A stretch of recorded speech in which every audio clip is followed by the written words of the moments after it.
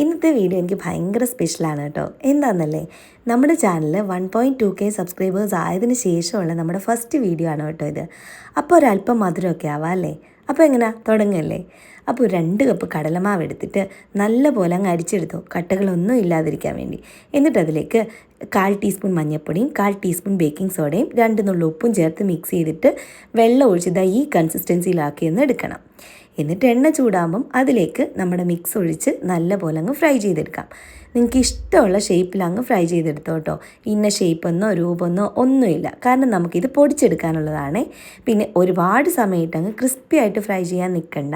കുറച്ച് 2-3 മിനിറ്റ് കൊണ്ട് പെട്ടെന്ന് ഫ്രൈ ആയിട്ട് കിട്ടും കേട്ടോ. അങ്ങനെ ബാക്കിയുള്ളതെല്ലാം നമുക്കങ്ങ് ഫ്രൈ ചെയ്തെടുക്കാം. പിന്നെ ഫ്രൈ ചെയ്തതെല്ലാം നമുക്കങ്ങ് മാറ്റി തണുക്കാൻ വേണ്ടി വെക്കാവേ. തണുത്ത് കഴിഞ്ഞ് നമുക്കിതിനെ മിക്സിയുടെ ജാറിലിട്ടൊന്ന് പൊടിച്ചെടുക്കണം. തീരെ അങ്ങ് തരിയില്ലാതെ പൊടിക്കരുത്, ചെറിയ തരികളോടുകൂടി പൊടിച്ചെടുക്കണം.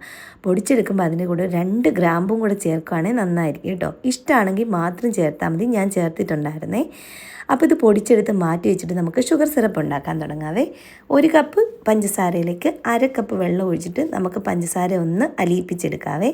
പിന്നെ ഫ്ലേവറിന് വേണ്ടിയിട്ട് ഏലക്കാപ്പൊടി ചേർക്കാൻ മറന്നു പോകരുത്. നല്ല പോലെ അങ്ങ് ചേർത്തോണേ. ഏലക്കായുടെ ടേസ്റ്റ് വരുമ്പോൾ ഉണ്ടല്ലോ, ലഡുവിൻ്റെ ടേസ്റ്റ് വേറെ ലെവലാണ് കേട്ടോ. ഇതുപോലെ പഞ്ചസാര സിറപ്പ് ഒന്ന് തിളച്ച് വരുമ്പം നമുക്ക് ആ പൊടികൾ അതിലേക്ക് ഇട്ട് കൊടുത്തിട്ട് നല്ല പോലെ അങ്ങ് മിക്സ് ചെയ്യാം.